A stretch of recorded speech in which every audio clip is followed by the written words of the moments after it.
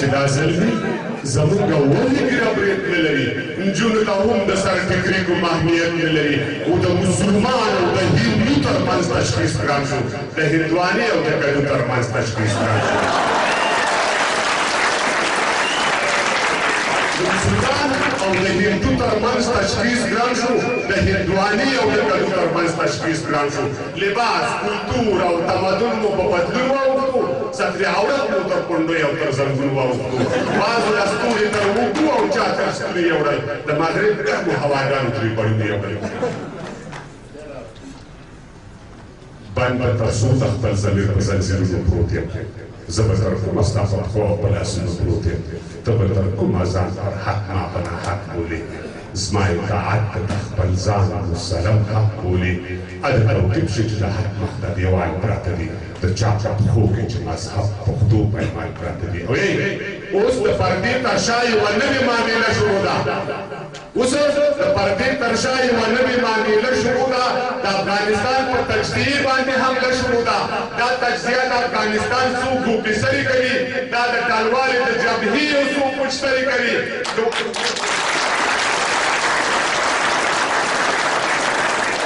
دا د ټالوالې د جبهې یو څو پوچترې کوي د ازبکانو تر شا ټول ازبکستان ولاړ دی د هزاراو تر شا لاس په لاس ایران ولاړ دی او مشر صاحب د مایرې مور سلوک دې سر وخوري د پښتنو مالچر ځایونه دې هم سر وخوري اوس په شمال کې د یو نوي توت یرغل درګر دی د پښتنو په ځمکو چور او چپاول درګر دی او په دې موضوع کې مستقیما روسان داخل دي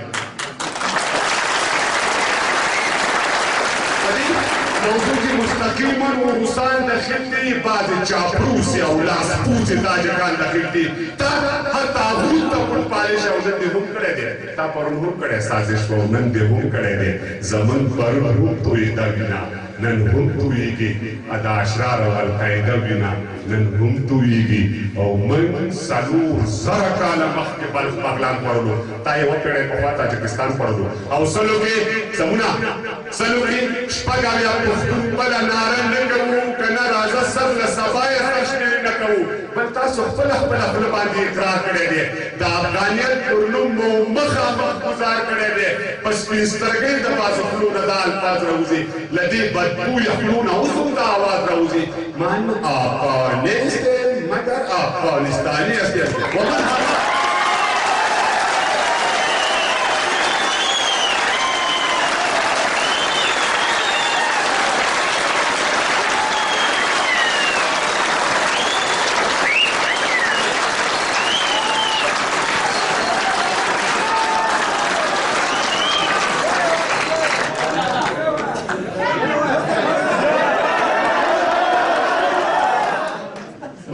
افغانستان مگر افغانستانی هستیم و من همه افتخار میکنم که افغان هستیم و افغانستانی هستیم تو که افغان نیستی از کدام کو وراتا شدی برو که باید تو از کجا پیدا شدی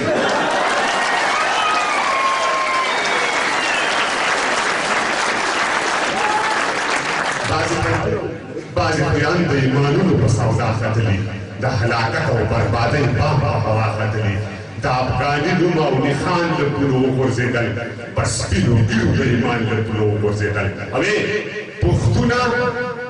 پښتونه څو به در په در خاورې په سر یادېږي زه پېښور او ته کابل کې مهاجر یادېږي خلکو تر اوسه لا ساتلي دي ویښتو سرونه پښتنو ومو ویشتل خپله د سړو سرونه په نجیب باندې اوس هم لا د کابل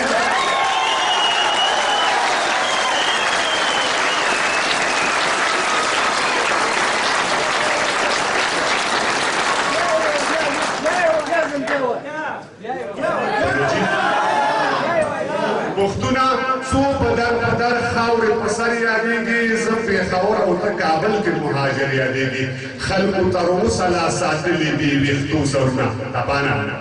پښتنو ومو ویشتل خپله د سړو سرونه په نجیب باندې اوس هم لا د کافر الزام دی په ګلبدین او جلال الدین د ترهګر الزام دی په جمعه خان او کشمیر خان نوم د حزبي پورې دی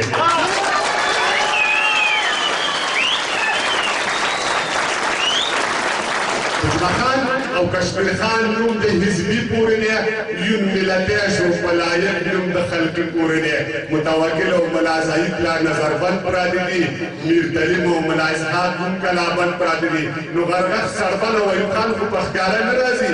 محمد ګل خان او اکبر خان هم دوباره نه راځي علامه سیف جمال الدین را خبرو هم درپسې زه مدم خان او ببرک خان را لیکوم درپسې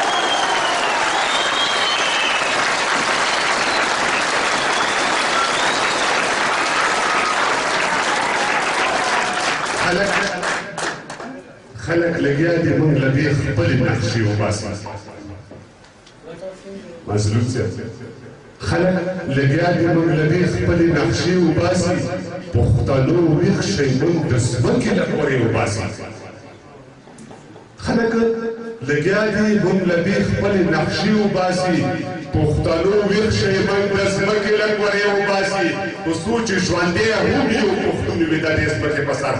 ابا د دې خاورې مجنون وي د دې ځمکې په سر ګریوان مې پرېږده که په ځان دې خپل ګریوان لورېږي ګریوان مې پرېږده که په ځان دې خپل ګریوان لورېږي دومره مې ووهه چې څومره دې په ځان لورېږي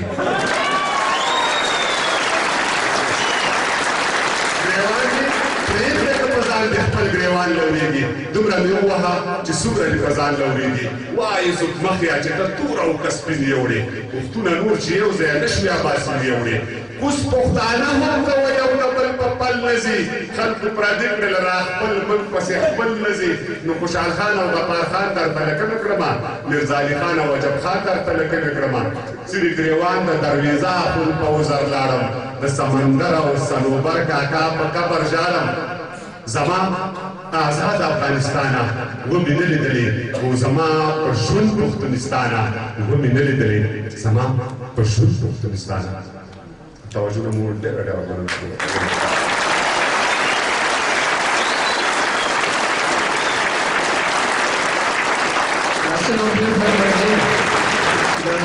سبا هم څنګه راته ګران دی بیان کول پکار دی ترام صاحب کڅام تقریبا په احساساتو کې ډېر د زړه له درده یې سوی خو د ټولو پکتیاوالو په استازیتوب باندې د دې تالار په استازیتوب باندې زموږ له خپلو افغانو تاجکانو ازبکانو هزارګانو بخښنه غواړو چې په دې خپل خاطر دروند نه کړي کېدای شي د ترام صاحب هدف مشخص وګرځي ډېر مهم